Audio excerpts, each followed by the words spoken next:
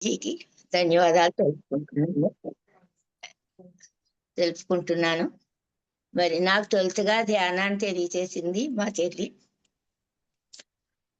దానికి కృతజ్ఞతలు తెలుపుకుంటున్నాను. నేను ఇదే ఫస్ట్ టైం నాకు ఇలాగా టీవీ ముందు సెల్ ముందు కూర్చొని చెప్పడం అనేది. మరి కొంచెం ఏదన్నా పొరపాటు అనిపించినా కూడా మరి దాన్ని ఆత్మీయంగా మీరు తీసుకోవాలనేది కోరుకుంటున్నాను నేను. మరి దుర్గతి నాశిని అనేది నేను ఒక పుస్తకంలో మలాహి మహాశయుల పుస్తకంలో అది తెలుసుకుని ఉన్నాను. అది మీతో పంచుకోవాలనే తపనతో నేను ఉండడంలో మా కోడలు యామిని కోడలు అనమాట, మా కోడలు ఆమె మీరు చెప్పగలరు పర్వాలేదు అని నిన్న పేరు ఇవ్వడం జరిగింది మేడం. దుర్గతి నాశిని అనే ఆ కాన్సెప్ట్ తోటి నేను మీ ముందుకి వచ్చి ఉన్నాను. దుర్గా అంటే ఒక అమ్మవారు, దుర్గాదేవి అనేదిగా మనము చూస్తాం కదా. అది దుర్గా అనే దానికి దుర్గము అంటే మన ఈ శరీరము అనేది అక్కడ వారు ఋషులు ఇచ్చినదే నేను చెప్తున్నానని వారు చెప్పారు. అదే నేను తీసుకొని నా నుంచి వారు అందిస్తూ ఉన్నారు. మరి దుర్గము అంటే కోట అంటే మన ఈ శరీరమే కోట అని చెప్పడం జరిగింది మేడం. ఆ కోటలో ఉన్న ఆ దేవే మన ఆత్మ అనేది అక్కడ తెలియజేయడం జరిగింది. మరి దుర్గాదేవి అంటే 10 చేతులు 10 ఆయుధాలతో ఒక సింహ వాహనంలో కూడా ఆమె మనకి విగ్రహం చూస్తూ ఉంటాం మనము. దానికి ఏమి చెప్పారు అంటే అన్ని విగ్రహాలకి కూడా అక్కడ మనకి ఏం తెలుసుకోవాలి అనే దానికి తెలియచేశారనమాట. ఋషులు చేసింది లాహిరి మహాశయులు వారు ఆ పుస్తకం ద్వారా అందించారనమాట. ఆ 10 చేతులు అని అంటే మన ఇంద్రియాలకి సూచనగా తీసుకోవాలి అని తెలియచేశారండి. మరి అది కాకుండా మనలో ఈ యొక్క శ్వాసని ఎప్పుడు గమనిస్తామో గమనించకపోయినా కూడా మనం పీల్చే గాలి నుంచి ఆ తీసుకునే ఆక్సిజన్ నుంచి 49 వాయువులుగా అది లోపల వెళ్ళి మనకి విడిపడుతుందట. ఆ 49 వాయువుల్లో 10 మరీ ముఖ్యమైనవని అక్కడ తెలియచేశారండి.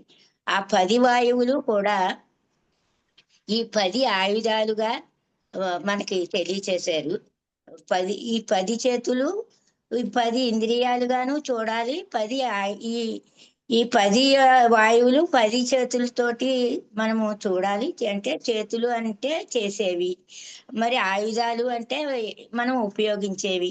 అంటే ఈ 10 ఇంద్రియాలు ఎలా ఉపయోగపడతాయి అనేది ఆ ఆయుధాల ద్వారా మనం గ్రహించాలని వారు తెలియచేశారండి. 10 వాయువులు అంటే అది నాకు గుర్తున్నవి మీకు షేర్ చేసుకుంటాను. మరి ప్రాణ, అపాన, ఉదాన, సమాన, వ్యాన అని 5. మళ్ళీ నాగ, కూర్మం, కృక్రం, భీష్మం, ధనంజయ అని 10 వాయువులకి పేర్లు అలా తెలియచేశారు. ఈ 5 ఫస్ట్ ప్రాణ, అపాన, ఉదాన, సమాన, వ్యాన చెప్పుకున్నాం కదండి. అవి మరీ బాగా మనకి తిన్నది అరిగించుకోవడానికి, మరి అది ప్రత్యామ్నాయం చేయడానికి, రక్తంగా మార్చడానికి, దాన్ని శుద్ధి చేయడానికి, అది వచ్చిన అది వేస్ట్ అంతా అదే మలమూత్ర రూపంలో బయటికి చెమట రూపంలో పంపించడానికి ఈ వాయువులు మనకి ఉపయోగపడతాయటండి. అందుకని ఆ 10 ఆయుధాలని ఇలాగా మనకి ఉపయోగపడే ఆయుధాలుగా అక్కడ వారు ఇలా తెలియచేయడం జరిగింది అనమాట. ఈ 10 చేతులు 10 ఆయుధాలు ఇలా 10 ఇంద్రియాలకి 10 వాయువులకి అలా సూచనగా మనకి తెలియచేశారండి. అమ్మవారి సింహం వాహనం కదా. ఆ సింహం అంటే కామానికి ప్రతీక అని తెలియచేశారు. కామం అంటే ఆ కామం లేకపోతే ఈ సృష్టే లేదు. అమ్మవారు కామాన్ని అణగతొక్కడం లేదు, కొంచెం సమయానికి అణిచిపెట్టారు అంతే. అది అది కావాలి. అది ఉన్నప్పుడే సృష్టి జరుగుతుంది. కోరిక ఉండాలి. కోరిక సరైన కోరికని మనం ఎప్పుడు కోరుకుంటాం. ఇది సరైన కోరికని కోరుకున్నాను నేను అనుకుంటున్నాను. అది తెలుసుకున్న తర్వాత మరి ఇది ఇలా చెప్పగలిగాను అని అంటే మరి నాలో ఒక భయాన్ని తొలగింపు చేస్తున్నారు మీరంతా కలిసి అనేది నాకు అర్థమవుతోందండి.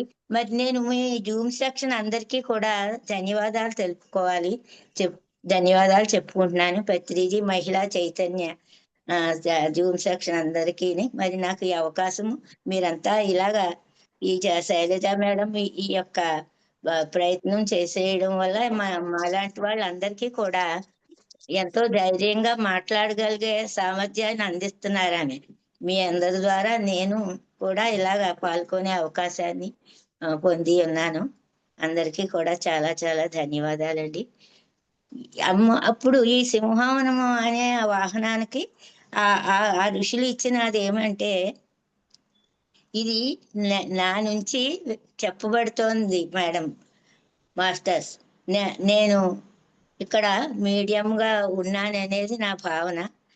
ఆ లాహిరి మహాశైలే అందిస్తూ ఉన్నారు ఇక్కడ నాకు. ఆ సింహం వాహనాన్ని ఆమె కామానికి వారు ప్రతీకగా చూపించారనేది అనుకున్నాం కదా, అది కావాలి.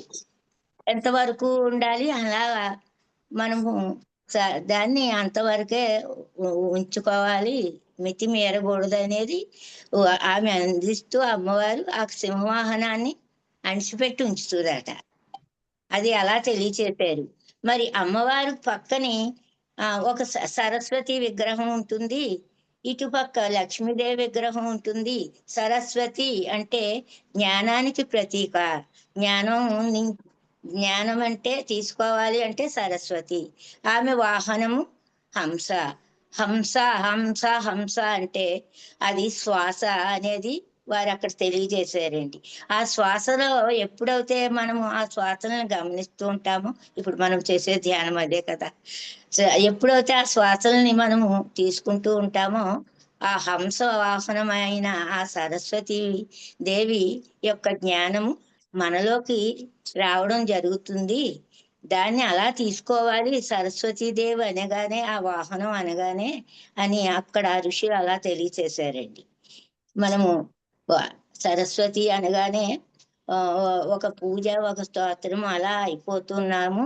అలా కాదు అనేది వారు తెలియచేస్తూ ఉన్నారు. కానీ వారు ఇలా సింబాలిక్ గా అప్పుడు మనకి అలా ఇవ్వడం జరిగింది. అసలు తీసుకోవాలని గూఢంగా గోప్యంగా చెప్పడం జరిగింది. అది అంత గోప్యంగా తీసుకొని అంత సామర్థ్యం మనకి కలిగి ఉండాలి కదా మరి. అది దాన్ని ఈ లాహిరి మాసేలు మనకి విపులంగా అందచేయడం జరిగింది అనేది అక్కడ నాకు అర్థమైందండి. ఈ యొక్క సరస్వతీదేవి అంటే జ్ఞానము అని, ఈ హంస అంటే శ్వాస అని, దాని నుంచి ఆ శ్వాసని గమనించినప్పుడు ఆ యొక్క సరస్వతి జ్ఞానం మనకు అందుతుందని వారు అక్కడ తెలియచేశారు మేడం, మాస్టర్ మిత్రులారా. ఈ తర్వాత మళ్ళీ ఇక్కడ లక్ష్మీదేవి. లక్ష్మీదేవి అంటే మనకి ధనానికి ప్రాధాన్యత అనేదే ఒకప్పుడు తెలిసిన విషయం మాస్టర్స్. ఇప్పుడు అక్కడ చదివింది పత్రి సార్ చెప్పేది కూడా ఒకే ఉంది. లక్ష్మీదేవి అంటే సేవ అనేది కూడా, సేవ చెయ్యాలి అనేది మరి అలాగ అక్కడ తెలియచేయడం జరిగింది. ధనానికే ప్రధానం కాదు, ధనము కూడా సంపద కూడా అక్కడ ఉంటుంది. లక్ష్మీదేవి అనగానే సేవ చేయాలనేది ఉంటుంది. సేవని చేస్తూ ఉండాలి. ఇప్పుడు మీరంతా చేస్తున్నది ఆ సేవే కదా, లక్ష్మీదేవి యొక్క సూచనే మీరు అంతా చేస్తూ ఉన్నారు. ఆ సూచన నుంచి నాకు ఇక్కడ మాట్లాడి ధైర్యాన్ని పెంచుకున్న అవకాశాన్ని కూడా మీరు అందించారు మాస్టర్స్. అలాగా లక్ష్మీదేవి అంటే సేవకి ఇంకా ఏమో చెప్పారు కానీ అదే ఒకటే గుర్తుగా ఉంది. దాన్ని అలాగా చెప్పారు. ఆమెకి గుడ్లగూబ వాహనం ఉంటుందని చెప్పారండి అక్కడ. గుడ్లగూబ అనేటప్పటికి అది రాత్రి సంచారం ఎక్కువ ఉంటుందట దానికి, పగలు చూడదట. మనము కూడా అలాగా ఎక్కువ సమయాన్ని మరి ప్రశాంతంగా ఉండి ఆ గొడ్లగోబు మాదిరిగా కళ్ళు మూసుకొని ఉండగలిగినప్పుడు ఆ లక్ష్మీ ప్రసన్నము, ఆ సంపదని, ఆ సేవా మార్గాన్ని గ్రహించగలుగుతాము అని అక్కడ ఆ గుడ్లగోబని వాహనంగా పెట్టి సూచించారనేది అక్కడ ఋషులు చెప్పింది. మరి మనకి ఇలాహిరి మాసాయిలు అందించడం జరిగిందండి. ఈ మూడు విగ్రహాలకి మరి ఇలాగా మనం తీసుకోవలసిన జ్ఞానం ఏదైతే ఉందో అది వారు అలా తెలియచేయడం జరిగిందండి. తర్వాత మళ్ళీ సుబ్రహ్మణ్య స్వామి, సుబ్రహ్మణ్య స్వామిని మనము షష్ఠికి అది కొలుస్తాం కదండి. అది సుబ్రహ్మణ్యము అనగానే ఒక జంట పాములుది అక్కడ చూపిస్తాం జరుగుతుంది. అది సుబ్రహ్మణ్యం అనేగానే 6 తలలు, 6 చేతులు 3 తలలు కూడా చూపిస్తారు. అవి ఈ 6 అనగానే మన 6 అషడ్ వర్గాలకి తీసుకోవాలి, ఈ 3 గుణాలకి తీసుకోవాలి. మరి తమో గుణము, రజోగుణము, సత్వగుణము అనేవి మనము వాటి నుంచి బయటపడాలి. వాటి నుంచి బయటపడినప్పుడు ఈ ఈ యొక్క ఈ అర్షడ్ వర్గాల్ని, కామక్రోధ లోభమోహ మదమాచర్య, ఈ అర్షడ్ వర్గాల్ని కూడా మనము అదుపులో ఉంచుకుని ఏది ఎప్పుడు మనలో వస్తూ ఉందో దాన్ని గ్రహించుకుని దాన్ని సరైన రీతిలో ఉపయోగం చేసుకునేలాగా మనము తయారవుతాము అనేది అక్కడ. మళ్ళీ ఈ జంట పాములుగా ఉన్న ఆ యొక్క సూచన ఏమని తెలియచేశారంటే అండి, మనలోని కుండలి శక్తిని జాగృతం చేసుకునే దానికి అని వారు అలాగా ఈ తెలియచేశారు. ఎప్పుడైతే మనం ఈ అర్షడ్ వర్గాల్ని మనం అదుపులో చేసుకుంటామో, ఈ ఈ యొక్క త్రిగుణాలని కూడా మనం అదుపు చేసుకుని మరి ఈ ఎప్పుడు అలా అదుపులో ఉంచుకోగలిగే సామర్థ్యాన్ని పెంచుకుంటూ ఉంటాము, అప్పుడు ఈ కుండలిని జాగృతము అవుతుంది. అప్పుడు ఇంకా అమితంగా మనలో జ్ఞానం పెరుగుతుంది అనేది అక్కడ వారు ఆ సుబ్రహ్మణ్య స్వామి దానికోసము తెలియచేశారండి. మరి వారికి వాహనం, సుబ్రహ్మణ్యానికి నెమలి వాహనం ఉంటుంది, ఆయన చేతిలో శూలం ఉంటుంది. ఆ శూలానికి కూడా ఇలాగా త్రిగుణాతీతం అనే చెప్పారు. 3 గుణాలకి ఇచ్చారు. ఇదే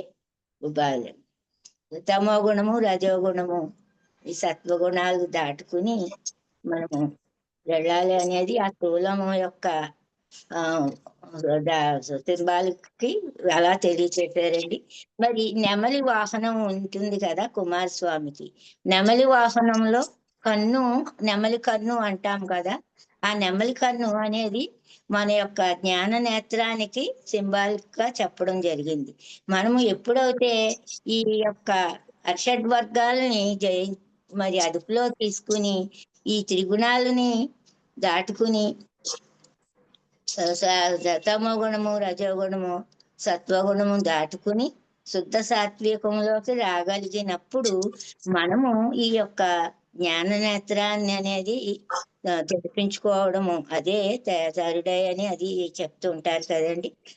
ఆ నెమలి కన్ను మన యొక్క ఆ జ్ఞాన నేత్రానికి, ఆజ్ఞాచక్రంలో ఉన్న ఆ జ్ఞాన నేత్రానికి సింబాలిక్ గా మనకు తెలియచేసారు. అప్పుడు ఆ జ్ఞాన నేత్రాన్ని మనము అక్కడ తెరిపించుకోవడము జరుగుతుంది. ఇవన్నింటిని మనము ఎప్పుడైతే సమానంగా తీసుకోగలిగినప్పుడు అది ఆ నెమలి కన్ను అనేది మన ఆజ్ఞా చక్రానికి, ఆ యొక్క దివ్య నేత్రానికి సూచనగా తెలియచేశారండి అక్కడ వారు ఋషులు. అది కుమారస్వామి నుంచి మనము తీసుకోవలసిన విషయాలు అనేది అక్కడ తెలియచేశారు. కుమారస్వామి తర్వాత మరి పరమశివుడిని కూడా అక్కడ మళ్ళీ మనము పరమశివుడు శివాలయానికి వెళ్తుంటాం కదండి, అక్కడ శివుడి యొక్క విగ్రహం ఎప్పుడు కూడా ఆ ధ్యాన స్థితిలో ఉంటుంది. ఆ శివుడిని చూసి మనము ఏమి తెలుసుకోవాలి అని అంటే, ఆయనకి గరళ కంఠుడు అంటే మరి మెడ దగ్గర నల్లని మచ్చ ఉంటుంది కదండి, అది గరళి కంఠుడు. అది గరళాన్ని ఆయన పొట్టలోకి మింగకుండా బయటికి ఉయ్యకుండా దాన్ని గొంతులో ఎలా దాచుకున్నాడో, మనము ఏదైనా ఎవరి నుంచైనా సరికానిది తెలుసుకుని అక్కడ అనవలసి వచ్చినప్పుడు అనకుండా మనం ఆ గొంతులో ఎప్పుడైతే ఉంచుకోగలుగుతామో అక్కడ ఎంతో గొప్ప విషయంగా మనము ఉండగలుగుతాం. వారిని మరి మనం అనకుండా ఉన్నప్పుడు అక్కడ ఏ బాధ ఏమీ అనిపించదు. అది మనలోనే అలాగా ఉండి అలా ఉంచుకోగలిగే సామర్థ్యాన్ని ఆ యొక్క గరళ కంఠుడి నుంచి మనము తీసుకోవాలి. వారు పాములను వేసుకుంటారు. ఆ పాము క్రోధానికి ప్రతీక. మనలో క్రోధం పెరగకూడదు. సరైన రీతిలోకి ఉంచుకోవాలి. ఎప్పుడైతే ఆ క్రోధం పెరిగిందో కోరిక కన్నా అది కామానికన్నా క్రోధం చాలా చాలా విషం అనేది. అందుకని ఆ పాము తోటి వారు తెలియచేయడం జరిగిందండి. క్రోధాన్ని త్యజించగలగాలి. ఆ పాముని చూసి మనము ఆ క్రోధం ఉండకూడదనేది మనము చక్కగా ఆచరణలోకి తెచ్చుకోవాలని అలా చెప్పడం జరిగిందండి. మరి ఆ పరమేశ్వరుడి దగ్గర ఉన్న త్రిశూలానికి కూడా ఏం చెప్పారు అంటే, మనము ఏది మాట్లాడతామో అదే చెయ్యాలి అని, ఏది ఆలోచిస్తామో అదే చెయ్యాలి అనే మరి అది చెప్తుంటారు కదండి. అదే సృష్టి అదేనా అలాగే సృష్టి స్థితి లయాలు అనేది. అంటే లోపల మనకి ఏది అని చెయ్యాలనేది జరిగిందో దాన్నే మనం మాట్లాడాలి, దాన్నే పని చెయ్యాలి అనేది ఆ యొక్క త్రిశూలము తెలియచేస్తుంది. ఆ త్రిశూలానికి నిర్వచనము ఇలాగా మనం తీసుకోవాలి అనేది చెప్పడం జరిగిందండి. ఆ తర్వాతను మళ్ళీ వారికి నంది వాహనం. నంది అంటే మనకి ఒక మనసుకు ప్రతీక అని నందప్రసాద్ చెప్పినప్పుడు నేను వినడం జరిగింది. పరమశివుడు ఎప్పుడూ కళ్ళు మూసుకొని ఎప్పుడూ ధ్యానమగ్నులై ఉంటారు. ఈ శివుడు ఎప్పుడు కన్ను ఇప్పుతాడా నంది పారిపోదామా అని చూస్తుందటండి. మరి మనకి కూడా అలాగా కొంచెము శ్వాస అటు ఇటు తగిలిందా మనసు ఎటో పోయి ఎన్నో ఆలోచనలు వస్తుంది కదా.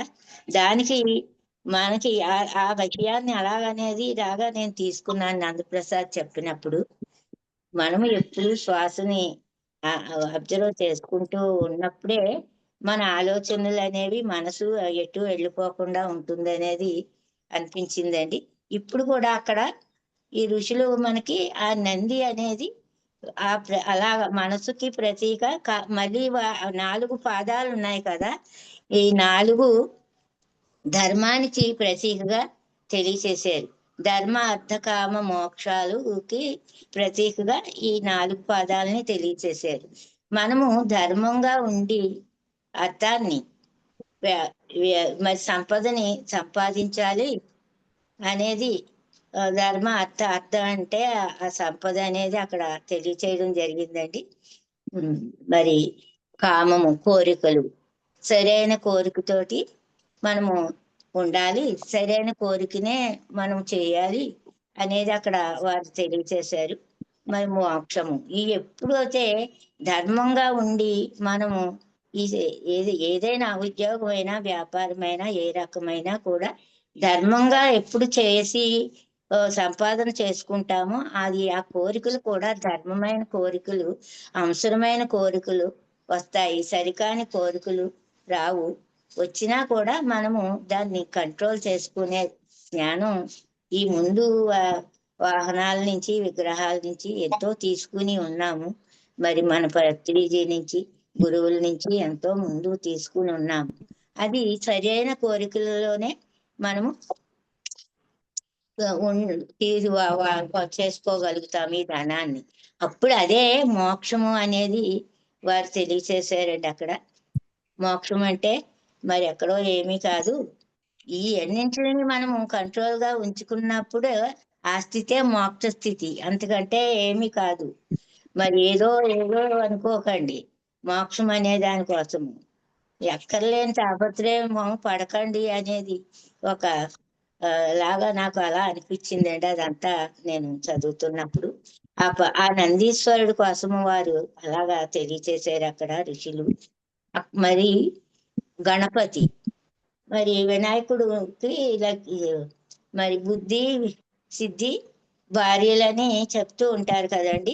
గణపతి అంటే జ్ఞానం అనేది అక్కడ తెలియచేశారు. మరి ఎప్పుడైతే మనము ఆ యొక్క ఆ శ్వాస గమనాన్ని చూసి కాసేపు ఆ గొడ్లగూబ మాదిరిగా కళ్ళు మూసుకొని కూర్చున్నప్పుడు ఆ యొక్క సరస్వతి యొక్క వాహనము శ్వాస, ఆ శ్వాసని గమనించినప్పుడు ఆ గణపతి అనే వారి ఆ విగ్రహానికి చిహ్నంగా మనకి ఇచ్చింది జ్ఞానం. ఆ గణపతి యొక్క ఆ జ్ఞానం అందుకోవడానికి ఆ కళ్ళు మూసా శ్వాసను గమనించినప్పుడు ఆ జ్ఞానము మనకి అందడం జరుగుతుంది అనేది అక్కడ వారు ఋషులు తెలియచేసిన విషయం అండి. ఎప్పుడైతే ఆ జ్ఞానాన్ని తీసుకుంటామో మనకి సిద్ధులు వస్తాయి. ఈ మరి ఇది ఏంటది, సిద్ధి బుద్ధి, బుద్ధి వస్తుంది. ఆ బుద్ధి అనేది అంతా తెలుసుకోవాలి, ఎంతో సక్రమంగా మసలగలగాలి అనేది బుద్ధి. ఆ బుద్ధి నుంచి మరి మనకి సిద్ధులు వస్తాయి. సిద్ధులు వచ్చాయి అనగానే ఒక ఒకలాగా ఒక గర్వము అది ఉంటుంది. దాన్ని ఉండకుండా ఉండడానికే ఈ ఎలుక వాహనంగా తెలియచేశారు. అంత వినాయకుడు ఎలుక వాహనం మీద కూర్చుంటాడా మీరు గ్రహించాలి అనేది అక్కడ వారు తెలియచేశారండి ఋషులు. ఈ ఎలుక అనే దానికి మనకి ఈ సిద్ధులు వచ్చినప్పుడు గర్వం పెరగకుండా, ఆహా నేను ఇది చేయగలను అది చేయగలను అనే గర్వం పెరగకుండా ఉండడానికి ఆ ఎలుక ఏం చేస్తుందట, అది ఏమీ ఉండదు అక్కడ, ఎంతో శుభ్రంగానే ఉంటుంది, కానీ వచ్చి టప్ టప్మని కొరికేస్తుంది. అది ఒక అది ఒక ఉద్రేకమైన గుణము దానికి కలిగి ఉంటుందట. ఆ గుణాన్ని మనము సరి చేసుకోవాలి. ఈ అన్ని సిద్ధులు వచ్చినప్పుడు ఆ యొక్క గర్వం అనే దానికి మనము చూసుకోవాలి. అలాగా ఎలుకలాగా మనము దాన్ని విచ్ఛిన్నం చేసుకోకూడదు. మనకు వచ్చిన జ్ఞానాన్ని పెంచుకోకుండా సరి చేసుకోకుండా ఉండడమే ఆ ఎలుక యొక్క లక్షణం. ఏమీ ఉండదు, మనకి ఇళ్లలో చూస్తూ ఉంటాం కదండి, అక్కడ శుభ్రంగా ఉంటుంది, అక్కడ టకటకమని కొరుకుస్తుంది. దాన్ని మనము విసుక్కోకుండా అమ్మా నువ్వు కూడా దేవుడివే కదా, నీలో ఉన్నది ఆ చైతన్యమే కదా, ఇది శుభ్రమైన వస్తువు కదా, ఎంతో ఉంది నీకు అని మనము అక్కడ చెప్పుకోగలగాలి అనేది వారు చెప్పారు. నేను అది కూడా మరి రామచంద్రపురంలో ఉంటానండి. అక్కడ శుభ్రంగా గచ్చు చేసి ఉన్న దానికి కన్నాలు చేసింది. అప్పుడు నేను పక్కనే మట్టి నేల చాలా ఉంది కదా, దాంట్లో నువ్వు నీ పళ్ళు కూడా తీర్చుకోవచ్చు కదా అమ్మా, నువ్వు దేన్ని పాడు చేస్తే వాళ్ళు మసులుకోవడానికి ఇబ్బంది పడుతున్నారు కదా అంటే మళ్ళీ అక్కడ ఏమి కన్నం కనిపించలేదండి. అవి మనిషి కంటే ఎక్కువ జ్ఞానం పొంది ఉంటాయి అనేది నాకు అనిపించింది. చక్కగా అక్కడ ఎంతో పరిశుభ్రంగా అవడం జరిగింది. అనుభవంగా చూసుకున్నారు అది మరి ఎలుక నుంచి. అలాగా ఈ ఎలుక కోసం అని అలాగా బాగా గణపతి సిద్ధి బుద్ధి భార్యల గురించి ఈ ఎలుక నుంచి మనము ఏమి తెలుసుకోవాలి, గర్వాన్ని పెంచుకోకుండా చక్కగా మంచి జ్ఞాన గుణంతో ఉండగలగాలి అనేది ఋషులు వారు అక్కడ అందించడం జరిగిందండి. ఈ యొక్క వాహనాల యొక్క ఆ మనం గుడికి వెళ్తాము, కానీ అక్కడ కొంచెం సేపైనా కూర్చొని రెండని అన్నదానికి కూడా వారు ఎంతో మాటలు చెప్తుంటారు, ఏయో అక్కడ మునిగిపోయినట్టుగా. నేను గుడికి పెడతానండి, నేను చెప్తాను అక్కడ మనం గుడికి ఎందుకు వెళ్తున్నాము అనేది కొంచెం గ్రహించండి అమ్మా, కొంత సమయాన్ని గుడికి వచ్చినాడు గుడి మీద పెట్టండి మనసుని. ఆ పరమశివుడు ఎలా కూర్చుని ఉన్నాడు, ఆ ఎప్పుడు ధ్యాన మగ్నుడై ఉన్నాడు కదా. మనం ఆ పరమశివుడి నుంచి మన కోరిక తీరాలంటే మరి ఎలా తీరుతుంది? ఆ శివుడికి అనుసంధానం అవ్వకుండా మన అందుకుని మనం దర్శనం అయ్యాక కొంత సమయాన్ని ఆ గుడిలో కూర్చొని కళ్ళు మూసుకున్నప్పుడు మనం ఆ పరమశివుడితో అనుసంధానం అవుతాము. మన కోరిక తీరుతుంది. మరి ఇప్పుడు ఈ కార్తీక మాసం అండి, 4 సోమవారాలు మాకు ద్రాక్షారాన్ని టెంట్ వేసి అక్కడ వచ్చిన వాళ్ళకి పేపర్ ఇచ్చి ఇక్కడ కూర్చోడానికి బెంచీలు వేసి పిలుస్తుంటామండి. రండి అమ్మా అని. తెలిసిన వాళ్ళు వస్తూ ఉంటారండి చాలా మంది. మా రామచంద్రపురం ద్రాక్షారం పక్కన మూలాని. అప్పుడు నన్ను చూసి అమ్మా అమ్మాయి గారు ఇక్కడ ఉన్నారా, మీరు మేడం గారు ఉన్నారా అని వచ్చి కూర్చున్న వాళ్ళు ఉంటారు. మళ్ళీ వస్తామని పారిపోయిన వాళ్ళు ఉంటారు. ఎవరి స్థితి వాళ్ళది అనేది మరి మనకి చెప్పడం జరిగింది కదండి. ఓ సరే రా మళ్ళీ రా అనేసి అండము, పోనీ పేపర్ తీసుకెళ్ళని చెప్పడం, అలా చేస్తూ ఉండేదాన్ని అండి అక్కడ. ఇప్పుడు ఇక్కడ ఈ సమయాన్ని ఇలాగ ఇక్కడ వచ్చి ఉన్నాను. మరి ఈ యొక్క ఆనందాన్ని మీతో ఇలా షేర్ చేసుకునే భాగ్యము మరి మీ జూమ్ ద్వారా నాకు దొరికింది. ఈ యొక్క విగ్రహాల కోసము మరి మనకి అలాగా ఋషులు ఇవ్వడం జరిగింది. కానీ మనము పూజ తోటి ఈ యొక్క ఒక ఒక చోట ఏం చెప్తారంటే అండి, మనము ఏదో అలాగా అటు ఇటుగా ఏం తెలియని స్థితిగా తిరుగుతున్నప్పుడు ఋషులు ఏం చేశారంటే మొట్టమొదట ఒక రాయి పెట్టి చెముడేసి నీళ్లు పెట్టుకొని అలాగా కూర్చొని కళ్ళు మూసుకొని వచ్చినప్పుడు ఆ నీళ్లు రాయి మీద పోసేసి వచ్చేయండి అని చెప్తే అవి రాయిలు విగ్రహాలుగా మారాయి. విగ్రహాలేమో మరి మనకు అవసరం, వారికి అవసరం లాగా మరి వారి యొక్క పొట్ట గడుపు అనే స్థితికి వారు అలా మనకు తెలియచేశారు. అది వారి తప్పు లేదు, మనకి ఇగో తప్పు లేదు అనేది అప్పుడు అనిపించింది. ఇప్పుడు మనం తెలుసుకుంటున్నాం కాబట్టి ఎంతవరకు మనము ఆచరించుకోగలగాలో అంతవరకు ఆచరించుకొని ఈ యొక్క ధ్యానాన్ని తప్పకుండా మనము చేస్తూ ఉండాలి. అది నిరంతరము కూడా ధ్యానము జరగాలనేది ఒక బుద్ధుడు కాన్సెప్ట్ లో నేను విన్నానండి. అది వారు ఏం చెప్తారంటే, ధ్యానం అంటే ఏమిటి అని అడగొస్తే, నువ్వు నడుస్తుంటే నడకని గమనించు, అది ధ్యానము. నువ్వు తింటుంటే ఈ ఆహారాన్ని గమనించు, అది ధ్యానము అని. నువ్వు చూస్తుంటే చూసింది గమనించు, అదే ధ్యానము అని బుద్ధుడు చెప్పాడు అనేది చెప్పారు. మన పత్రి సార్ కూడా మనకి వారు ఇచ్చిన ఆనాపాన సతిని శ్వాస మీద ధ్యాసగా అందించారు. అది అందరికీ తెలిసిన విషయమే అనుకోండి. ఈ యొక్క విగ్రహాల గురించి మరి ఆ యొక్క ఋషులు ఇచ్చిన విధానాన్ని ఇది నా నుంచి మరి తెలియచేయబడింది. అక్కడికి అది అంతవరకే నేను తెలుసుకోగలిగానండి. మరి ఇప్పుడు ఇంకా సమయం ఉంటుంది కదా, నేను ఎలా ధ్యానంలో వచ్చానో నా అనుభవాన్ని కొంచెం షేర్ చేసుకుంటాను. ఓకేనా మేడం? చెప్పండి మేడం. నేను మా చెల్లి సుజాత దాని పేరు. దాని ద్వారా నేను కాళ్ళు నొప్పులకే ధ్యానంలోకి వచ్చాను. అక్క నువ్వు ధ్యానం చేయవే, నాకు షుగర్ వచ్చింది, దాన్ని కంట్రోల్ చేసుకుంటున్నాను ఈ ధ్యానంలోనే, నీకు ఈ కాళ్ళకి నొప్పులు తగ్గుతాయి అని ఫోన్ చేసింది. ఫోన్ చేసిన వెంటనే ఎలా కూర్చోవాలో చెప్పింది. అప్పటి నుంచి అలా కూర్చొని చేస్తూ ఉన్నాను. కానీ కుర్చీలో కూర్చోకూడదనే తెలియదు, కిందే కూర్చుంటున్నాను. ఇక ఈ చెప్పిన 15 రోజులకి మా ఇంటికి రావడం జరిగింది. అక్క నువ్వు కింద కూర్చోలేవు కదా, కుర్చీలో కూడా కూర్చోవచ్చునని చెప్పడము. మరి వెంటనే నాకు ప్రతిసారి యొక్క చూడడము అది జరిగిందండి. వెంటనే అన్ని ఇలా ధ్యానము అనేది చెప్పింది, చేయడం మొదలు పెట్టాను. మరి మారేడుమిల్లి ట్రెక్కింగ్ పెడితే అమ్మా ఇలా వెళ్దాం అక్క అంది, తీసుకెళ్ళిపోయింది అక్కడికి.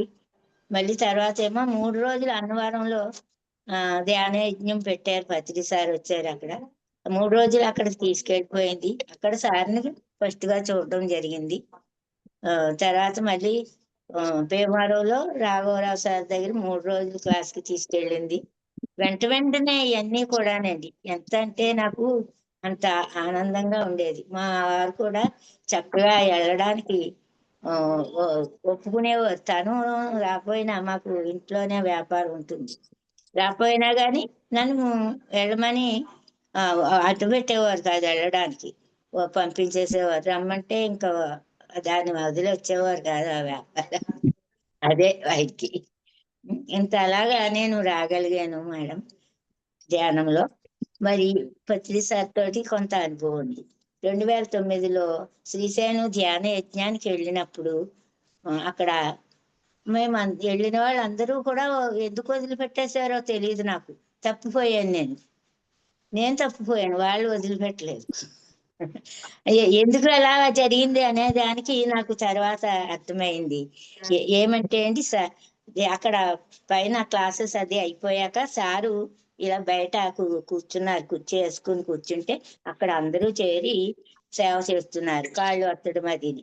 ఇక్కడ ఏంటి ఇంత గుమ్ముగా ఉన్నారని వెళ్ళాను. అక్కడ వెళ్ళినప్పుడు ఈ సార్కి ఇలాగ సేవ చేస్తూ ఉన్నప్పుడు నేను కూడా వెళ్ళి కింద కూర్చోలేను కాబట్టి అక్కడ భుజాలు చేతులు అంతా నా శక్తి మేరకు అక్కడ వారికి సేవ చేసుకోవడం జరుగుతుంది. సార్ ఒక మాట ఏదో జోక్ అంటే నాకు నవ్వు వచ్చింది. పక్కని నవ్వొచ్చాడు. నాకు ఇలా కళ్ళెత్తి పైకి చూశారు. మా చెల్లి చెప్పింది, ఎప్పుడైనా అక్క సారు ఏమన్నా కళ్ళు ఇలాగ చేసి చూసిన సందర్భం నీకు వస్తే కళ్ళు తిప్పుకో, అలాగ కళ్ళల్లో చూడమనేది చెప్పింది అనమాట అండి.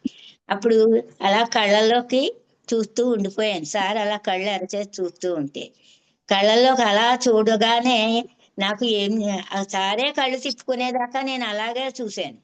ఆ చూసేటప్పటికి ఎంత అంటే అండి నాలో ఎంత ధైర్యం పెరిగి ఎంత ఎనర్జీ పెరిగిందంటే నేను ఆ డయాసుల మీదకి వెళ్ళి మా పాట పాడగలిగే ధైర్యం వచ్చేసింది. మరి అంత అలాగా వెళ్ళగలిగే సామర్థ్యము నాకు లేదు అప్పట్లో. వెళ్ళి పాడగలిగాను. పాడగలిగినప్పుడు అది మా సీతాకుమారి మేడం వాళ్ళ అబ్బాయి ఇంటి దగ్గర ఉన్నారు పూణేలో. అది చూశారంట. చూసి ఆమె నాకు ఫోటో తీశారు ఈ పాట పాడేటప్పుడు. అంత ధైర్యము మరి వచ్చింది మేడం నాకు సారు నుంచి. ఆ డయాసులు ఎక్కి పాట పాడగలిగే ధైర్యం వచ్చింది. అక్కడ అది అలా ఉంటే మళ్ళీ ఒకసారి మేము పైన కట్టుకొని దానిపైన పిరమిడ్ కట్టుకున్నాము. ఎన్నో 2017లో ఇప్పుడు అనుకుంటాను. మరి మా క్లాసులు నడిపే సార్ అన్నారు, పత్రి సార్ని తీసుకొస్తానండి అన్నారు. తీసుకొస్తానంటే ఓకే, నాకు సార్ని ఇక్కడ మన వైపుకి తీసుకురావాలని ఉంది. కాకపోతే మేము చుట్టూ ఎక్కువ ఉన్నది ముస్లిమ్స్ అనమాట. వాళ్ళది ఏముంటుందంటే ఈ ఆహారమే ఉంటుంది కదా, ఇది ఎక్కువ ఉంది, నా ఎనర్జీ సరిపోతుందా సార్ రావాలంటే అనుకునేదాన్ని అండి. అక్కడ మా ఇంటి దగ్గర ఒక అబ్బాయి ఉంటాడు, ధ్యానం చేసే అబ్బాయి. అతను ఏంటి తాయారమ్మ గారు ప్రతిసారి మన ఇంటికి రమ్మని అడిగానండి, నేను మండపేటలో సార్ వచ్చినప్పుడు ఉండగా నన్ను అన్నారండి. అప్పుడు సార్కి కాళ్ళు వత్తడానికి అది ఉన్నాను అని అంటే, నువ్వు బాగా ధ్యానం చేయరా అన్నారు అని అన్నాడు. అప్పుడు అలా అన్నప్పుడు సార్ అయితే వస్తారనమాట మనకి అని అనుకున్నప్పుడు ఇలాగా అలా అనుకుంటూ ధ్యానం చేసుకుంటూ ఉండగా ఈ సార్ మా ధ్యానం క్లాసులు పెట్టే సార్ నాగేశ్వరరావు గారు మేడం గారు ఇలాగ ప్రతి సార్ వస్తారు, అక్కడ ఇంకో పిరమిడ్ ఉందండి దాని ఓపెనింగ్ అది తీసుకొస్తానంటే తీసుకురండి. ఎంత మహాభాగ్యం. గురువు మన యొక్క గృహాన్ని పావనం చేయడం అంటే తక్కువ విషయం ఏంటి అని చెప్పి తీసుకురమ్మని చెప్పాను. సారికి 2 రోజులకు వస్తారనగా ఒకరోజు నేను హాల్లో కూర్చుని ఏ పుస్తకం చదివినా ఏవైనా కూడా చేస్తానమాట అండి. అక్కడకు బ్రహ్మం పుస్తకం తెచ్చుకొని చదవాలని కూర్చుంటే నాకు ఒళ్ళంతా ఎలాగంటే దేనికయ్యే జాయింట్లన్నీ వదిలేసినట్టు అయిపోయింది. ఇలా పడుకుండిపోయాను. పడుకుండిపోతే సార్ పక్కన వచ్చి కూర్చొని నవ్వుతున్నారు. ఏంటి సార్ మీరు నవ్వుతున్నారా, నేను ఎలా అయిపోతున్నానో అని మళ్ళీ పక్కకు తిరిగిపోయాను. మళ్ళీ ఆ పక్కకి వచ్చి కూర్చున్నారు. ఆ పక్కకి వచ్చి కూర్చున్నప్పుడు నాకు అర్థమైంది, ఓ సార్ ఇంత ఇలాగ వచ్చారంటే ఈ సమయం ఇప్పుడు ఆ పుస్తకం చదివేది కాదు, కొద్దిసేపు ధ్యానం చేయాలనేది అనిపించి మేడం లేచి కూర్చొని ఒక పావు గంట ధ్యానం చేసేటప్పటికి చూడండి ఈ ఈ స్క్రూలన్నీ బిగిస్తే ఎంత అలాగా ఆ వస్తువులు బిగుస్తాయో అలాగ అయిపోయి నా బాడీ ఎంత బాగా ఎనర్జీగా అయిపోయిందండి. కొంత సమయంలోనే అంత ఎనర్జీ తీసుకోవడం జరిగింది. అది సార్ వచ్చినప్పుడు ఇలా జరిగింది సార్ అని చెప్తే, ఓ అబ్బో అలాగా నేనా, ఏదో తెలియదు వారికి అని అలా చెప్తూ ఉంటారు సార్. ఆ సార్ తోటి నాకు అంత అలాగా అనుబంధం జరిగింది మేడం. ఇంకెంతంటే అండి, పేరవారం వెళ్ళినప్పుడు అక్కడ కూడా చక్కగా సార్ దగ్గర ఒక కూర్చోవడం జరిగింది. కూర్చోగలిగాను. మరి నేను ఇది పురందర కీర్తనలు నేర్చుకునే దానికి వెళ్ళాను. అక్కడ ఒక ఆవిడ అంది, గురువు లేని విద్య గుడ్డి విద్య, మా మాస్టర్ ఉండాలి, దీనికి సంగీతం నేర్చుకోవాలి, సంగీతం లేకపోతే ఈ పాడలేరు రావు అని అంది ఆవిడ. అన్నప్పుడు నేను అప్పటికే ధ్యానంలో వచ్చి ఉన్నాను. నాకు నా యొక్క సంగీత గురువు కూడా నా పత్రిజీయే. నా పత్రిజీ నుంచే ఈ ధ్యానము, ఈ యొక్క సంగీత సాపాసాలు నేను పలుకుతాను అనేది అక్కడ ఏంటో శబ్దం చేసినట్టుగా మాట్లాడానండి. అంతే. కొంచెం కొద్ది రోజులకే నేను గొల్లల మామిడాడ 3 రోజులు క్లాస్ చేయడానికి వెళ్ళాను. వెళ్ళినప్పుడు ప్రతిసారి వచ్చారు అక్కడికి. సార్ వచ్చినప్పుడు అందరూ సంగీతం నేర్చుకోవాలి అని సాపాసాలు పలికించి సరిగమల్ని పాడించి చెప్పించారండి. మరి అది నాకు ఆ పత్రి సార్ ద్వారాగా నా సంగీత గురువు అవ్వారు. పత్రి సారే కదా సంగీత గురువు అయ్యారు కదా, మన మాటని అలాగా తీరుస్తుంటారనమాట. అప్పుడు నేను సంగీత గురువుని చూసేసుకున్నాను. నాకు సంగీతం స్టార్ట్ అయిపోయింది, నేను బాగానే పాడతాను అని అనేటప్పటికి వాళ్ళు సంతోషపడ్డారండి. కొంత పాడగలిగేదాన్ని. కానీ ఈ ధ్యానంలో ఉన్నాను కదా, ఎక్కడికైనా వెళ్ళే సమయము ఈ ఈ సంగీత ఈ యొక్క కీర్తనలకి వాళ్ళు ఏదైనా ఊరు తీసుకెళ్లేది 2 ఒకేసారి అవుతుండేవి. అప్పుడు ఏం చేశానంటే నేను దాన్ని ఆ సంగీత పురందర్ కీర్తనల్ని ఆఫ్ చేసి నేను ఈ ధ్యాన కార్యక్రమాలకే రావడం జరుగుతుండేదండి. అలాగా మరి దాని నుంచే నేను సంగీతాన్ని కూడా అధ్యయనం చేసుకుని మరి నా సంగీత గురువు కూడా సారే అని చెప్పుకోవడానికి మరి అంత బాగా మరి యానంలో ఆనందో బ్రహ్మ పెట్టినప్పుడు సారు సరిగమ పదలే చెప్పారు. అక్కడ ఇంకో రకం ఏదైనా అక్కడ మార్చి అనొచ్చు కదండి అనేది నా మనసులో వచ్చినప్పుడు అక్కడ మళ్ళీ ఒక రకం ఇంకొక పదాలని వారు క్లాసు చెప్పేటప్పుడు అన్నారండి.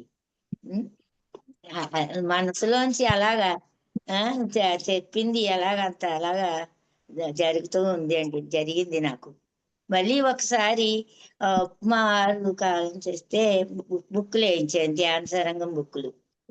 అవి ఆ బుక్కులు అక్కడ పెద్దాపురంలో సార్ క్లాస్ అవుతే వెళ్ళినప్పుడు అక్కడ కొన్ని బుక్కులు పట్టుకెళ్ళి పంచినప్పుడు సార్ కొంచెం ఇంత ఖాళీగా ఉంది కదా, దగ్గర వచ్చి కూర్చోమనొచ్చు కదా దగ్గరగాని అనుకున్నప్పుడు ఇక పిల్లలందరూ పైకి వచ్చి ఈ పెద్దవాళ్ళందరూ ఎలా దగ్గరికి రండి అన్నారండి.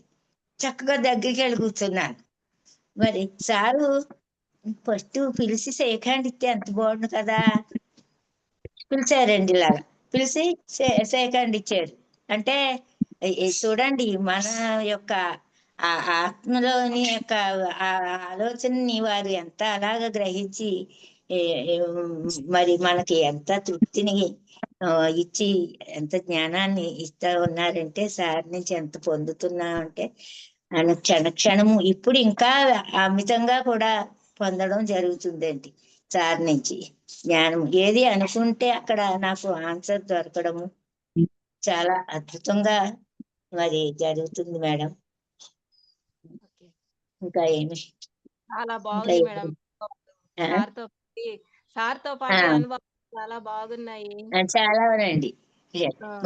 మాది మా మా మనవలు మా పెద్ద మనవడు నానమ్మ నాకు చిన్న మనవడిని తీసుకెళ్ళాను. సార్ దగ్గర ఖాళీగా ఉన్న సార్ దగ్గర కూర్చోబెట్టాడు. ఆ సార్ తోటి ఏమో షేక్ హ్యాండ్ తీసుకున్నాడు. ఆ సార్ ముందు అలా నుంచుని చక్కగా అటు ఇటు తిరిగి తెచ్చాడాడు. సార్ ఎంతో ఆనందంగానే చూసారు గాని గదం లేదు అబ్బాయిని.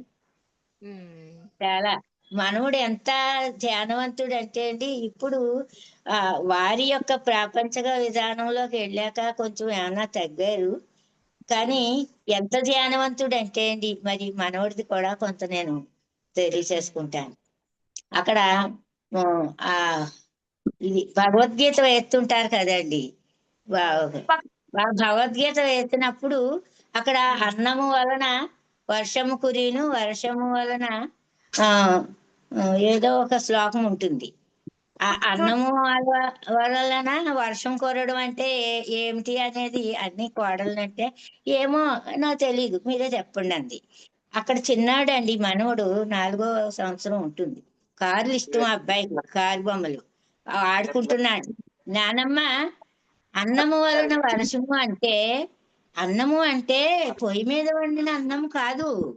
మనం ధ్యానంలో కూర్చున్నప్పుడు అన్నము వస్తుంది. అది చెప్పాడనమాట అండి. అంత చిన్నతనంలోనే అంత జ్ఞానం ఉంది అండి ఆ అబ్బాయికి. మరి ఒక రోజు గ్రహణం వచ్చినప్పుడు మరి ఇంత గుమ్మాలు కడగాలి అని స్నానం చెయ్యాలని ఆమె ఆ బాటలో ఉంది. ఈ ఏమో ఆకలి పడి ఏడ్చుంటే నెమ్మదిగా వాడించి ధ్యానంలో కూర్చోబెడితే ఇది చూడండి ఆ అబ్బాయి ఎంత అలాగా వెళ్ళిపోయాడంటే, నానమ్మ కూర్చోలేకపోతున్నాను, ఇవన్నీ ఎక్కడికో వెళ్ళిపోతున్నాయి, ఈ అవయవాలన్నీ ఎక్కడికో వెళ్ళిపోతున్నాయి అంటండి వాడికి. ఏం భయం ఉండదు, కూర్చో అమ్మ కళ్ళు మూసుకుని అంటే మళ్ళీ అదే కనిపిస్తున్నాయి, అలాగా వెళ్ళిపోతున్నాయి. అయినా పర్లేదు కూర్చోమని అనేటప్పటికి అలా కూర్చునేవాడికి కొంతసేపటికి వాళ్ళ అమ్మ భోజనం తయారు చేసిందనమాట. ఆ అబ్బాయి అంత మరి అంత జ్ఞానవంతుడండి. Great madam. ఆ అబ్బాయి యొక్క ఆ ధ్యాన స్థితితోటి ఆ అబ్బాయి యొక్క నేను చెప్పే ఆ పాజిటివ్ మాటలతోటి పోయిన ఛార్జింగ్ని వాడు మళ్ళీ తీసుకోగలిగాడండి. 2500 ఆ సంవత్సరం తెచ్చిచ్చింది. ఇప్పుడు రూముల్లో ఉంటే పిల్లలకి గదులు ఊడ్చడానికి అది వస్తుంటారట కదండి వాళ్ళు. ఆ గదిలో ఊడ్చడానికి వచ్చినప్పుడు అది ఛార్జర్ మర్చిపోయాట పైన. నాకు ఆ ఛార్జర్ అలాగే వచ్చేస్తుందిలే అని ఆ సీసీ కెమెరాని ఓపెన్ చేస్తే ఆ పని ఆవిడ తీసిందట, తొడవడానికి వచ్చిన ఆవిడ ఇచ్చేసింది తెచ్చి. చూసారా మనము మాట ఎప్పుడూ కూడా నెగిటివ్ గా ఆలోచించకూడదు అనేది నేను తెలుసుకున్నది. మరి ఎప్పుడు కూడా నేను ఏదైనా అవసరం పని పడినప్పుడు అవుతుందిలే, అదే చేసేస్తారులే అనేదే తప్ప వీడు చేసేస్తాడా, వీడితో పని వేస్తుందా అలాంటి ముక్క నాకు రావడం లేదండి ఈ ధ్యానంలోకి వచ్చిన తర్వాత. మరి అది ఒక అనుభవం అలాగా నాకు మేడం. మరి బాగుంది మేడం మీ మనవడు చాలానండి. అందరూ కూడా కూడా మరి చేరినారన్నమాట. ఒక జాబ్ లో జాయిన్ అయ్యాడండి. అదే ఫస్ట్ టైం పెద్ద మనవడికి. అది వాళ్ళు తీసేసారు 1 నెల 2 నెలలో ఉంచుకున్నాక. ఫీల్ అయిపోయాడు అలా తీసేయడంలో. అది ఫీల్ అవ్వకూడదయ్యా, మనం ఒక అనుభవంగా తీసుకోవాలి. అది మనకి ఎంతో నేర్పుతుంది. వాళ్ళు అలా తీసేయడం వల్ల దాంతో మనం ఎంతో మందిని కలవడం జరుగుతుంది. అంటే అప్పుడు ఫోన్ చేయి ప్రతి వాళ్ళకి, నీకు తెలిసిన వాళ్ళు ఉన్నారు, వాళ్ళ చుట్టాలు కూడా, వాళ్ళ అమ్మ వైపు చుట్టాలు కూడా పెద్ద పెద్ద జాబుల్లో ఉన్నారండి. వాళ్ళకి ఫోన్ చేయి, ఇలా జరిగింది పిన్ని అని చెప్పు, మావయ్య ఇలా జరిగిందని చెప్పు, వాళ్ళు నీకు గైడెన్స్ ఇస్తారు అని చెప్పేటప్పటికి అలా చేసాడండి. చేసినప్పటికి టీటీసీలో మరి వాళ్ళు సంపాదించుకున్నాడు. మరి వాళ్ళ ఫ్రెండ్ నాన్నగారే ఈ ప్రాసెస్ అంతా ఏం చెయ్యాలో మండపేటలో ఆయనే చేసి ఆయనే సెక్యూరిటీ ఇచ్చారండి. మనం ఎప్పుడైనా వీడు వాళ్ళు ఇచ్చిన సమయానికి ముందు మానేస్తే అతను దాంట్లోంచి జీతంలోంచి 50,000 కట్ చేస్తారట. అంతటి రిస్క్ తీసుకుని ఆయన సెక్యూరిటీ ఇచ్చారండి. ఫ్రెండ్ తండ్రి మరి చూడండి.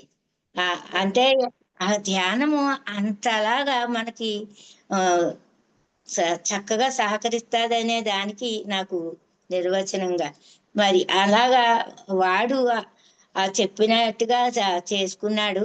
మరి టీటీసీలో సంపాదించుకున్నాడు. ఇప్పుడు అక్కడే చేస్తూ ఉన్నాడండి. బాగుంది వాడికి. మరి పెళ్లి వయసు వచ్చింది. ఏదో చూడాలి అని అది అనుకుంటున్నారు. నువ్వు ఇలాగవుతుందా అలాగవుతుందా అని అనుమానం అలాంటివి పెట్టుకోకమ్మా. గుణవంతురాలు సుగుణవంతురాలు అయిన అందమైన అమ్మాయే నాకు కోడలు వస్తుంది అనుకో, అంతే తప్ప ఇంకేమీ అనుకోకు. ఏంటి మంచి గుణం ఉంటే, మనలో కలిసిపోయే తత్వం ఉంటే ఎంతో బాగుంటుంది కదా. మరి అలాగా ఆ అమ్మాయితోటి అలా అనడం జరిగింది నాకు మేడం. మరి నా యొక్క ధ్యానం కోసం అది కూడా అంత అద్భుతంగాను. ఏమన్నా ఇంకా సమయం ఉందా అండి? అయిపోయింది, ఇంకొక 5 నిమిషాలు. 5 నిమిషాల్లో కొంత సమయం ధ్యానంలో కూర్చుందామండి. మరి నేను ఎక్కడైనా ఇలాగా 40 రోజులు ధ్యానం అది కొత్తగా పెట్టుకుంటుంటారు కదా. వాళ్ళు 1 గంట ధ్యానము 1 గంట సత్సంగం చేస్తారు కదా. అటువంటి దానికి కొన్ని వాటికి వెళ్ళడం జరిగిందండి నేను. అక్కడ లాస్ట్ లో అలా కొంచెంసేపు ధ్యానం చేయించమని మా మేడం చెప్పింది. అది ఇప్పుడు కూడా మనము ఈ 5 నిమిషాల్లో కొంచెం ధ్యానంలో ఉందామండి. చక్కగా కళ్ళు మూసుకుందామండి. అందరికీ తెలిసిందే. కొంచెం సేపు మనతో మనం ఉందాము. మనతో మనం ఉండడమే ధ్యానము. ఆ భగవంతునితో స్నేహం చేయడము ధ్యానము, మరేమీ కాదు. ధ్యానం అంటే హాయిగా కూర్చోవడం, కళ్ళు మూసుకొని కొంచెం సేపు రిలాక్స్ అవడము. ధ్యానం లేని ముందు మనము రాయిలా ఉంటాము. ఈ ధ్యానం అనే యొక్క యజ్ఞంలో మనం కూర్చున్నప్పుడు ఆ ఐస్ లాగా కరిగి మనలోని సరికాని గుణాలన్నింటినీ ఈ ఐసు కరిగినట్టుగా మనలోని గుణాలన్నింటినీ అలా కరిగింపు చేసుకుంటూ ఉంటాము. మిత్రులారా, మాస్టర్ కొంత సమయం ధ్యానంలో ఉందామండి. మరి ఈ యొక్క ప్రాపంచిక విషయాల మీద మరి ఆధ్యాత్మిక విషయం మీద ఒక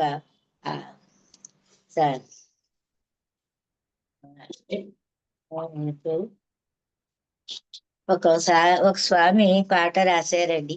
దాన్ని నేను పాడుతాను అని చెప్తున్నాను. కాసేపు ధ్యానంలో ఉందామండి. పాట పాడతాను. మరి నేర్చుకో శ్రద్ధతో భక్తితో, ఇది అరుణానంద స్వామి రాశారనమాట అండి పాట. అది విజయనగరం వారి అది ఆశ్రమం. నేర్చుకో శ్రద్ధతో భక్తితో, పసివానిలా ఉంచుకో మనసును, ప్రశాంత మనసును. నేర్చుకో శ్రద్ధతో భక్తితో, పసివానిలా ఉంచుకో మనసును, ప్రశాంత మనసును.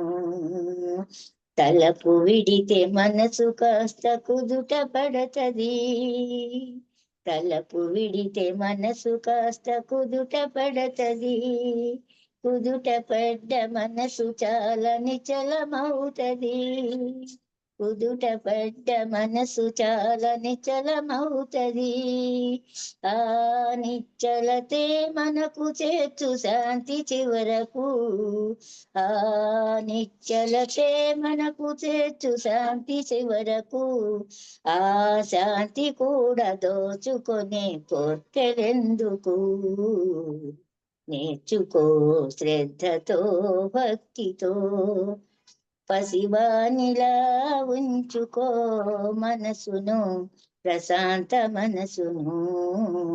నేర్చుకో శ్రద్ధతో భక్తితో. ప్రాపంచక వస్తు విషయ సంతోష ఆనందం, ప్రాపంచక వస్తు విషయ సంతోష ఆనందం. ఉండమన్న ఉండదమ్మ చానాళ్ళు చెప్పినోళ్ళందరూ ఓ మంచోళ్ళు చెప్పినోళ్ళందరూ ఓ మంచోళ్ళు విన్నోళ్ళు వారి పుణ్య చరితులు నేర్చుకో శ్రద్ధతో భక్తితో పసివానిలా ఉంచుకో మనసును ప్రశాంత మనసును తనువు పోతే మాత్రమే మీ ఆత్మ ఉంటది తనువు పోతే మాత్రమే మీ ఆత్మ ఉంటది ఆత్మతోటి ఆత్మెప్పుడో కలిసిపోతది ఆత్మతోటి ఆత్మెప్పుడో కలిసిపోతది తనువు పోతే మాత్రమే మీ ఆత్మ ఉంటది ఆత్మతోటి ఆత్మెప్పుడో కలిసిపోతది చావు పుట్టుకలేని విద్య నేర్చమన్నది చావు పుట్టుకలేని విద్య నేర్చమన్నది జనమ జనమ కది మరి గట్టి పడుతది నేర్చుకో శ్రద్ధతో భక్తితో పసివానిలా ఉంచుకో మనసును ప్రశాంత మనసును నేర్చుకో శ్రద్ధతో భక్తితో. ఓకే మాస్టర్స్, ధ్యానం నుంచి బయటకు వద్దామండి. 2 చేతులు కళ్ళ మీద పెట్టుకొని చక్కగా చేతులు తీసి కళ్ళు తెరిచి ఒకసారి ధ్యానానికి మనము ధన్యవాదాలు తెలుపుకుందాము. ఈ జ్ఞానాన్ని అందించిన ఆ గురుదేవులందరికీ, ఆ లాహిర్ మహాశయులకి అందరికీ కూడా నేను ధన్యవాదాలు తెలుపుకుంటున్నానండి. మీ యొక్క 3G మహిళా చైతన్య జూమ్ సెక్షన్ వారందరికీ కూడా పేరు పేరు నా కృతజ్ఞతలు తెలుపుకుంటున్నాను. మరి నా కోడలు యామిని, మేమైతే కుమారి అని పిలుచుకుంటామండి. ఆమె పేరు యామిని చంద్రకుమారి, అందరూ యామిని అనే పిలుస్తారు. మరి యామినికి మరి నేనెంతో ధన్యవాదాలు చెప్పుకోవాలి. ఆమెని నేనెంతో అభినందించుకోవాలి. నేను వచ్చి ధ్యానంలోకి చాన్నాళ్ళయింది, కానీ ధ్యానం చేసుకోవడము, ఏదో ఎక్కడైనా క్లాసులు చెప్తుంటే వారి దగ్గర వెళ్ళడము, ఆ జ్ఞానాన్ని పొందడము నాకు ఇలా క్లాస్ లాగా చెప్పేంత విధానం తెలీదు. ఏదో మాట్లాడుకునేటప్పుడు అక్కడ అది విన్నాను, ఇది విన్నాను, ఇలా ఉండాలి, అలా ఉండాలని చెప్పడమే తెలుసు. కానీ ఇలాగా చెప్పగలిగేదంతా ఆ అమ్మాయి అదే మరి లేట్గా వచ్చిన లేటెస్ట్ మాస్టర్లు అని ఒక మాస్టర్ చెప్పారు. అలాగా ఆ గొప్ప లేటెస్ట్ మాస్టర్ అండి కోడల నుంచి ఈ యొక్క క్లాస్ కి నేను అటెండ్ అవ్వగలిగాను.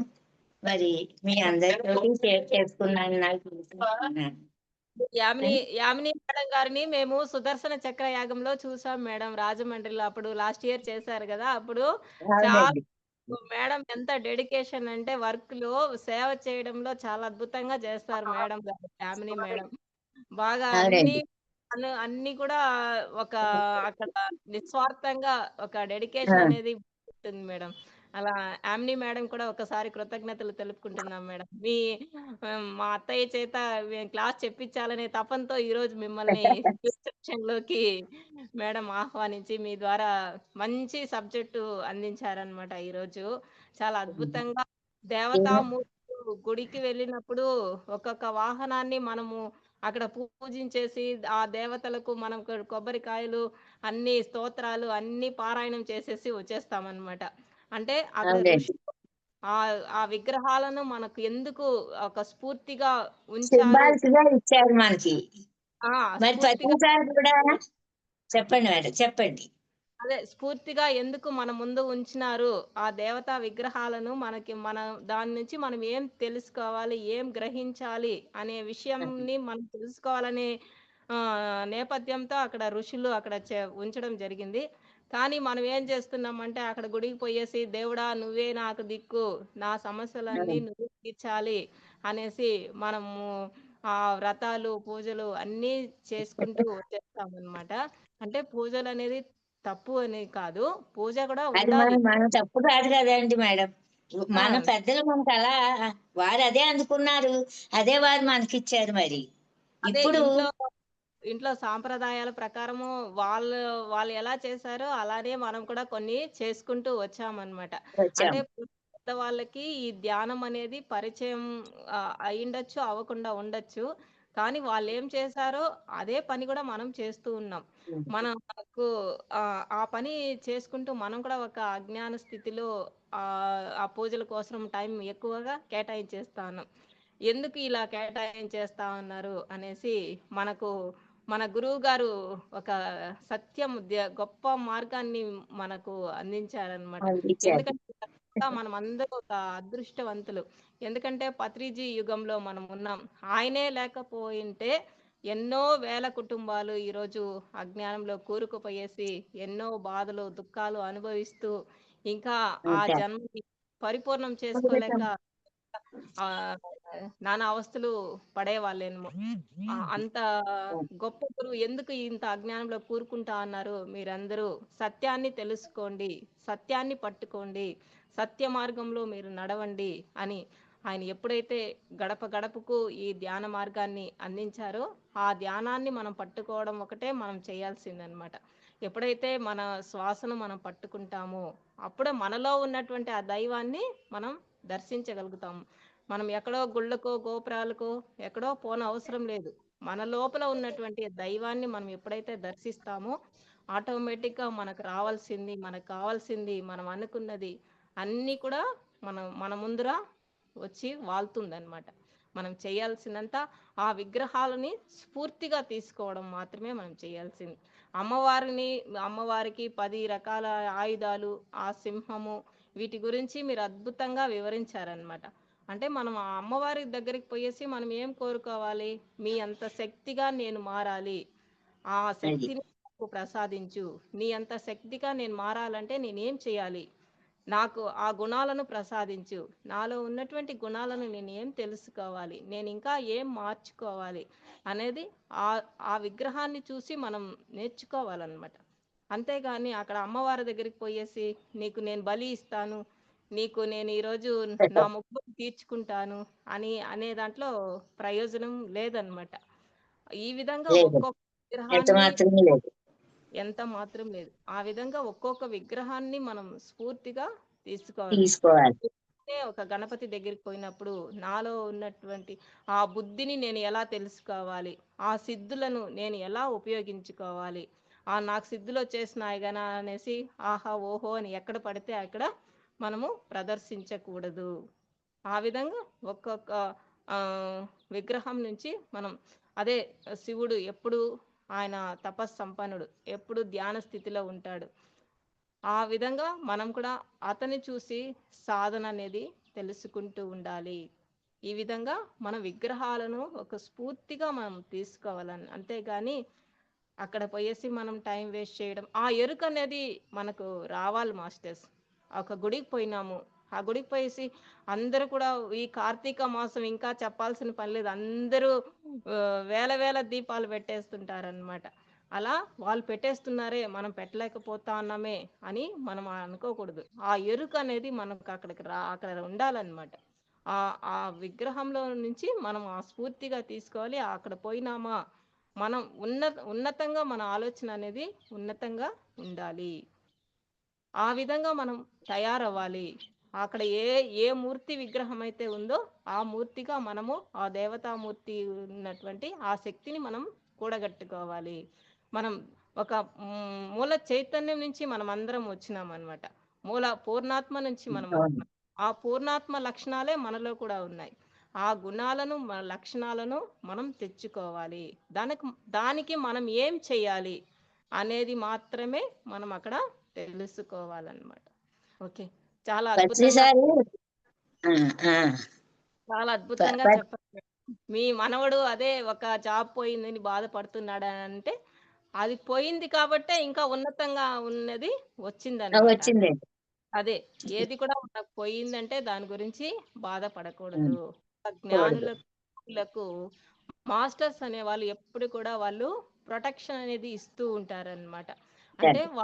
వాళ్ళ ఆధీనంలో ఉంటామన్నమాట. ఒక ధ్యానం చేసే వాళ్ళకు ఒక మాస్టర్స్ అనేవాళ్ళు వాళ్ళు ఎప్పుడు కూడా మనల్ని కాపలాగా చూస్తూ ఉంటారు. వీళ్ళకి ఏం అందివ్వాలి, ఏం అందించకూడదు అనేది మనకంటే కూడా వాళ్ళు గైడ్ చేస్తూ ఉంటారన్నమాట.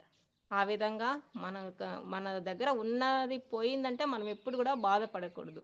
దానికంటే ఉన్నతమైనది వస్తుంది అని మనం ఆనందపడాలన్నమాట. ఓకే. థ్యాంక్ యూ ఇక్కడ మేడం. మేడం ఒక మాట అండి. పూజ చేయకూడదని చేయొచ్చా అనేది అడుగుతారు. కానీ ప్రతిసారి ఒక క్లాస్ లో చెప్పారు. అదే ప్రశ్నోపనిషత్తులు ఏదో జరిగినప్పుడు చెప్పారు అక్కడ అడిగినప్పుడు. పూజ అనేది ఒక తప్పు లేదు, ఒప్పు కాదు. ఒప్పు లేదు, తప్పు కాదు. అంతే. ఎప్పుడు మానాలంటే మీరు మానండి, ధ్యానం చేయండి, శాకాహారులుగా ఉండండి. మన నినాదం అది ఉంటే అని వాళ్ళు అక్కడ చెప్పడం జరిగిందండి. అక్కడ ప్రశ్నలు మనం అడిగే సమయంలోని అదే పూజ అనే దానికి మనము వద్దనేది లేదు, చెయ్యండి అనేది అవసరం కాదు. వారి యొక్క స్థితి ఎప్పుడు పెంచుకుంటారో అప్పుడే తెలుసుకుంటారు. పూజ ఏ అనేది మేడం? కరెక్టా? అనేది కరెక్టా అనేది వాళ్ళ ఆ స్థితికి అంతే. తెలుసుకుంటారన్నమాట. అది. Okay master. అంతే. Okay masters. ఏమంటే శాకాహారిగా కొంచెము ఉండడానికి ప్రయత్నించు. నువ్వు ధ్యానానికి కొంత సమయాన్ని ఇవ్వు. అది. నేను వెళ్ళిన చోట అలాగే చెప్తూ ఉంటానండి. ఒకసారి సార్ నాకు ఈ రెండు చెప్పడానికే నేను వచ్చాను అని చెప్పడం జరిగింది ప్రతిసారి. ప్రతిసారి ఎక్కడ చుట్టువైపులు వచ్చినా కూడా మరి కడతాల్లో జరిగిన 2012 నుంచి 19 వరకు కూడా నేను వెళ్ళడము ఆ అన్ని క్లాసులకి కూడా మిస్ కాకుండా కొంత సమయాన్ని అక్కడ ఓ, నేను చక్కగా పెట్టుకొని చేస్తూ వినడము అన్ని ఉండేవన్నమాట అండి. అందుకని ఎప్పుడైనా ఆ సందర్భాన్ని బట్టి నాకు ఆ యొక్క సారు అందించిన ఆ జ్ఞానం గుర్తొస్తూ ఉంటుంది. వరుసగా చెప్పాలంటే తెలియవండి మళ్ళీ. సందర్భాన్ని బట్టి ఆ సమయానికి గుర్తొస్తాయి. మా మేడం అలాగే అంటది. ఇప్పుడు సమయానికి ఇంచక గుర్తొస్తుంది అంటది. మరి అలా ఇస్తున్నారు మరి మాస్టర్స్. నాదేమీ లేదు అక్కడ. అది అందుకునే జ్ఞానము నేను పెంచుకుని ఉన్నానేమో మరి. అందుకుని వారు కూడా ఆ సమయానికి అది అందిస్తున్నారేమో. నేను ఆటోలో వెళ్ళినా ఈ సందర్భాలు అలా వస్తూ ఉంటాయి. అక్కడ మాట్లాడుతూనే ఉంటా. ఎక్కడైనా కూడా ఏదో బయట వచ్చానంటే ఎవరో ఒకరికైనా కూడా మరి మనం షేర్ చేసుకోగానే అవకాశం నాకు దొరుకుతూ ఉంటుందండి. నేను ఇందుకోసమే బయటకు వచ్చానేమో అనుకుంటాను. ఒక్కొక్కసారి రావాలని లేకపోయినా ఒకసారి బయటకు వస్తాను. అప్పుడు ఇలాగ ఏదో ఒకటి సందర్భం తగులుతుంటుంది. నేను ఇందుకోసమేమో బయటకు రాబడ్డాననేది నాకు లోపల ఎంతో సంతోషం కలుగుతుంది. ఇలాగ నా నుంచి చెప్పించారు కదా మాస్టర్స్ వారికి అనేది. అది మేడం. అది అందరికీ కూడా చాలా చాలా ధన్యవాదాలు. నమస్తే మేడం. నమస్తే అమ్మ. నమస్తే. నమస్తే అండి. ఎంత బాగుంది మేడం క్లాస్, ఎంత బాగా చెప్పారు. దుర్గాదేవి కోసం, లక్ష్మీదేవి కోసం, సరస్వతీదేవి కోసం, అలాగే సుబ్రహ్మణ్యేశ్వర స్వామి కోసం, శివుడి కోసం అన్ని మనం విగ్రహాల కింద చూస్తాం కానీ అట్లా అర్థాలు ఎంత బాగా చెప్పారు మేడం. చాలా చాలా బాగా చెప్పారు. అలాగే మీ అనుభవాలు అయితే చాలా చాలా బాగున్నాయి. పత్రిసారితో మీ అనుభవాలు చాలా చాలా బాగుంది మేడం క్లాస్. చాలా బాగా చెప్పారు. Thank you madam. Thank you. నమస్తే అమ్మా. అరుణ మేడం. నమస్తే అమ్మా. చాలా బాగా చెప్పారమ్మా. అన్ని దేవుళ్ళ గురించి, వాహనాల గురించి చాలా బాగా చెప్పారమ్మా. చాలా బాగుంది మేడం. విగ్రహాల గురించి బాగా చెప్పారు మేడం. చెప్పానంతే. మీ అనుభవాలు చాలా బాగున్నాయమ్మా. అలాగే మీరు పాట పాడితే చాలా బాగుంది అనుకున్నాను. అలాగే జ్ఞానంలో కూర్చోబెట్టి పాట చాలా బాగుందండి. చాలా బాగా అనిపించింది. చాలా బాగా పాడారు madam. Thank you madam. Yamini madam గారు కూడా చాలా కృతజ్ఞతలండి మిమ్మల్ని తీసుకొచ్చినందుకు. బాగా చెప్పారు. ఫస్ట్ టైం అయినా చాలా బాగా చెప్పారు. చిన్నప్పటి నుంచి ఇష్టం. కానీ నాకు అనిపించేది నా గొంతు బాగా వచ్చిందా అనేది ఒక అలా అనిపించేది. ఇప్పుడు ధ్యానంలోకి వచ్చాక మరి అన్నమయ్య కీర్తన అయినా ఏదైనా కూడా నా